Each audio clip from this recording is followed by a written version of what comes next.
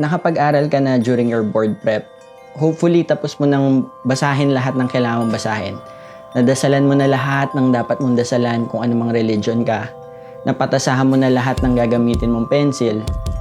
Eto na, home stretch. In a few days, you'll be taking the most important exam of your medical career, your Physician Licensure Exam. Pero what really happens during the boards? What will you see? What will you feel? May mental warfare ba na nagaganap? May intimidation strategies ba yung ibang schools? Is leakage real? Let's talk about that. I'm Doc Junji, ang tropa mong residente, and in this video, I'm gonna share with you what happens during the board exam and some practical tips on how to make those days go a little bit smoother.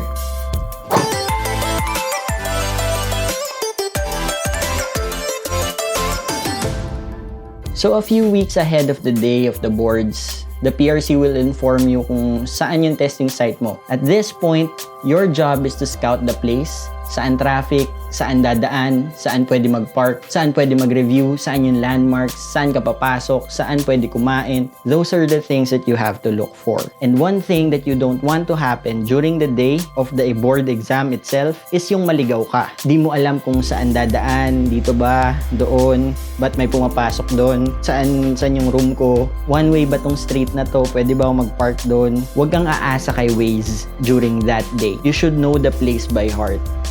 From where you'll be staying, papunta sa testing site, dapat alam mo yung daan. May alternative routes ka kung sakaling may problem dun sa primary route mo. Remember, mas stress ka na sa boards.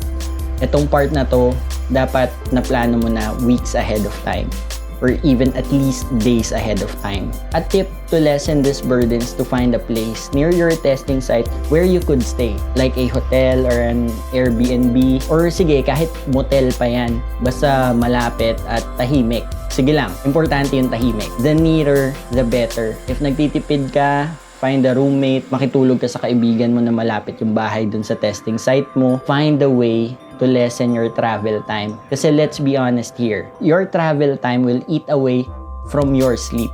Hindi ka magbabawas ng aral, magbabawas ka ng tulog. Kung dapat nandun ka ng 7 a.m., gigising ka ng 5 a.m. kasi ang layo ng bahay mo. But if malapit ka lang, even for just a few days, kahit gumising ka ng 6 a.m., that's 60 minutes of extra sleep. Sayang din yun. Now, if you'll be commuting, make sure na alam mo kung saan ka sasakay, ano ang sasakyan mo, even kung magkano yung kailangan mong ibayad. Dapat na practice mo na yan. And it also helps to know the weather forecast during the day of your exam. Uulan ba? Baka bumaha. Saan ako dadaan? Magdadala ba akong payong? Remember guys, the board exam is a whole event. It's not just the exam itself. Madaming nangyayari before, during, and after. If you'll be driving a car, I actually don't advise this. Why? Listen carefully to what I'm about to say. Okay, hear me out. Dagdag pa yung coaching yan sa problema mo. Kasi poproblemahin mo pa yung parking. What if pagdating mo doon, wala kang maparkingan? Di mo naman pwede iwan sa gitna ng kalsada yung kotse mo, di ba? And what if malayo yung naparkingan mo?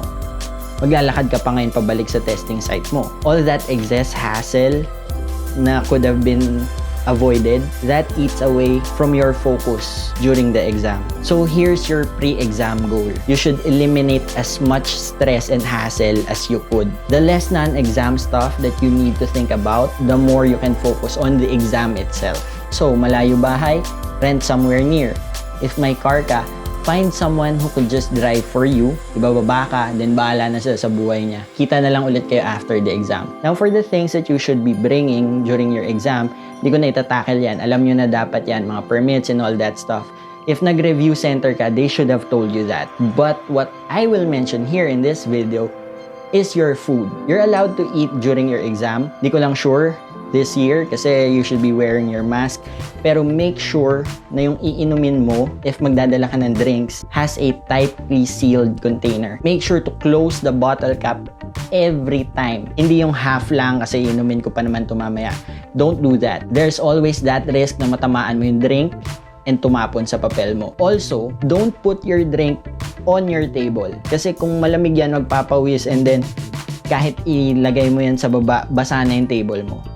Put it on the floor, sa gilid ng seat mo, or under your seat, not in front. Kasi in front, nandun yung paa mo, and kung malikot ka, baka masipa mo yun, matalsikan yung nasa harap mo, and that's chaos, and you don't want that. Again, you should be able to focus on the exam itself. Now, let's go to what happens during your lunch break. It's gonna be very difficult to eat. All that anxiety, fear, regret, di ka makakain, but you need to eat. You need that ATP. Alam mo yan, inaral mo yan sa biochem. But prepare something na easy to eat. A burger, a sandwich, basta something easy. Pero kung trip mo talaga mag-chicken adobo with egg and extra rice, eh di sige. And if ikaw yung tipo ng tao na kahit anong kaba eh nakakakain pa rin, then good for you. Pero wag masyadong papakabusog, okay? Hindi ka nagsasangyup kasama ng tropa mo. You don't want to take your next exam na antok-antok ka. That's the worst. Walang kape ang makakatalo sa antok ng busog, okay? Also, let me remind you that this is not the time to experiment with your food. Dun ka sa mga alam mong pagkain na di kaaway ng tiyan mo. Kung alam mong like mahina ka sa dairy food, don't eat something with cheese or milk. Don't bring anything na mabilis mapanis. Kasi kung ayaw mong mag-exam ng inaantok, mas ayaw mong mag-exam ng natatae. That's for sure. But, speaking of natatae, be prepared with your meds. Doktor ka, alam mo kung anong gamot ang dapat mong i-take. What if sumakit yung ulo mo? What if atakihin ka ng allergic rhinitis mo? What if magdysmenorrhea ka? Natatae ka, ina-asthma ka, prepare your meds. Maglagay ka sa bag mo. Kahit isa lang, kahit dalawa lang. Now, prepared ka na, dumating ka na sa room mo. Don't be shocked if certain schools wear certain colors and yung iba may pa-cheering squad pa sa labas ng testing sites. Don't be intimidated. Let's say that you came from a relatively small med school. Ala, ang dami nilang taga XYZ school dito sa room, or ABC school, or whatever letter school. Oh my gosh, ang tindi ng support ng school nila. Tapos yun sa amin, nag-text lang sa amin yung reviewer namin. Group text pa. Bro, chill.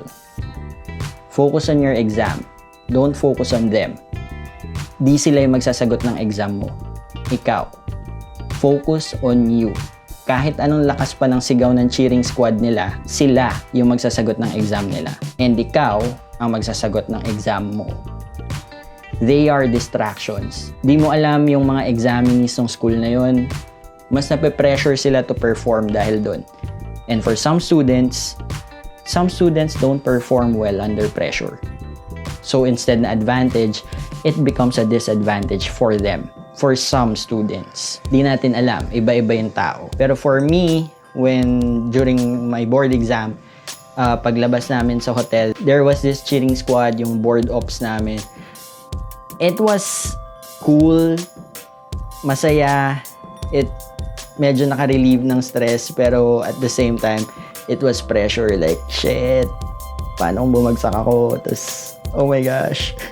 If you have schoolmates or batchmates in the same room as you, it's a good idea to team up or meet up with them. Your familiarity with each other, it will help calm you down. Kasi at this point, during the exam, this is where all the pressure is on your shoulders. You're minutes away from the biggest exam of your life. And syempre, you want to perform well. Now, if you do meet up, try to keep your conversation light. Wag na kayong maggisahan doon, okay? Keep it light. Keep it calm. Review what you can. Mga one last look sa mga tables, sa mga formulas.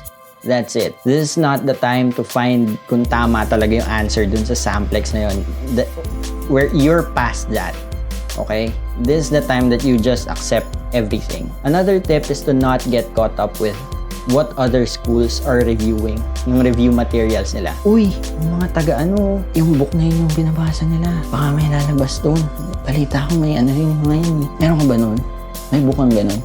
Tingnan nga natin. Don't get caught up in that trap. Trust what you reviewed. Have faith in what you've read. Tiwala sa mga lecturers mo and reviewers mo. Then, start na yung first test. Hinga malalim, pray, follow your proctor's instructions, clear your mind of your what-ifs. Clear your mind of all those, ay, di ko pa nabasa yung ganito, yung ganyan, ay, first read ko pa lang yung ganito. Quiet your mind. Be present in that moment. You're sitting on that chair. You have your pencils in your hands. Feel your breathing. Be present. Be there in that moment. Stop trying to remember everything that you've read for the past few months. Di mo sila maaalala ng ganun. But trust that when you see the questions, when you see the choices, the answers will come to your head parang instinct, parang reflex. Na kung itatry mo alalahanin na wala yung trigger question, di mo maaalala. Pero nung makita mo yung theme ng question, yung buzzwords, trust that somewhere in your brain, you know the answer and that you've read this before. The patient ate beef burger prior to having diarrhea. Plus 1 point. Trust your instincts.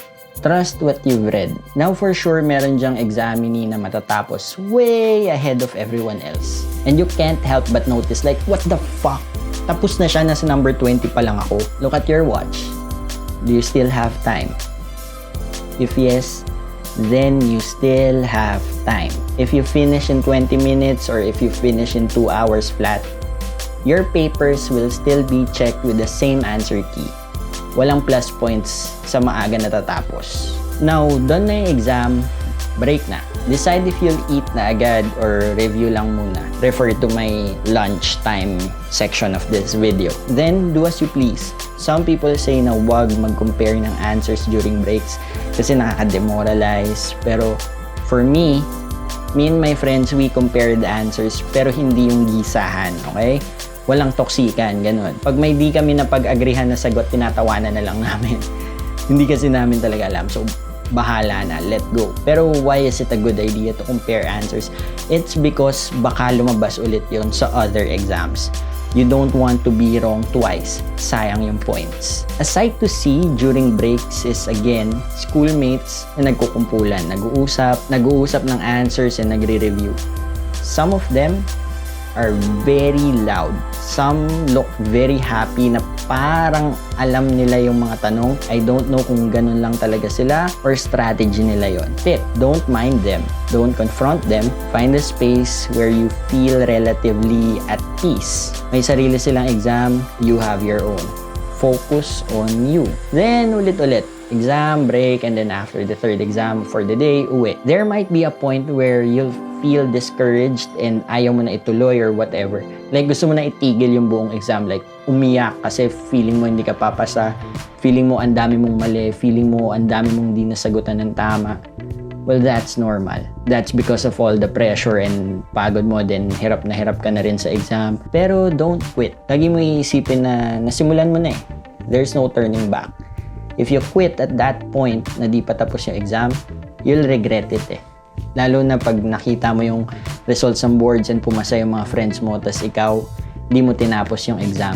Always think na MPL yung exam na to. Pag mahirap sa'yo yung test, malamang mahirap din yan para sa iba. And if mahirap din sa kanila, then the passing score would be lower. And believe in yourself. Believe in what you've studied. Believe na out of 100 items, kaya mong maabot yung score na yun. Yung passing score. Mapa 50 man yon or 40, you have to believe na may at least 40 kang itinama dun sa 100 na yon.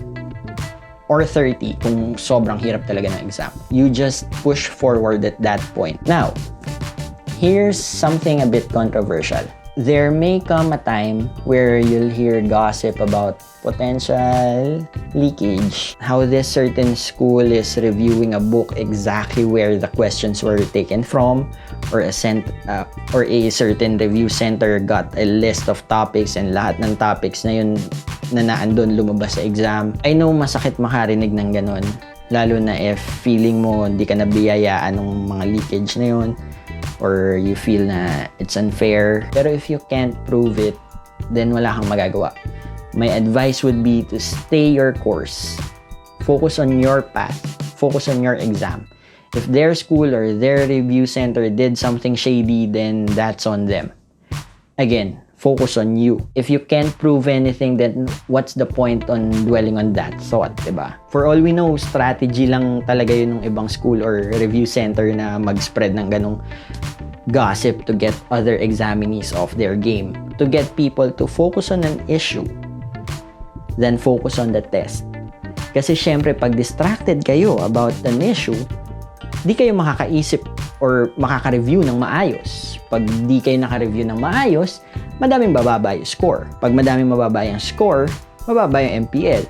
Mas mababa yung MPL, sila na nagkalat ng chismis, sila na di na-stress sa issue, sila yung makakapasa.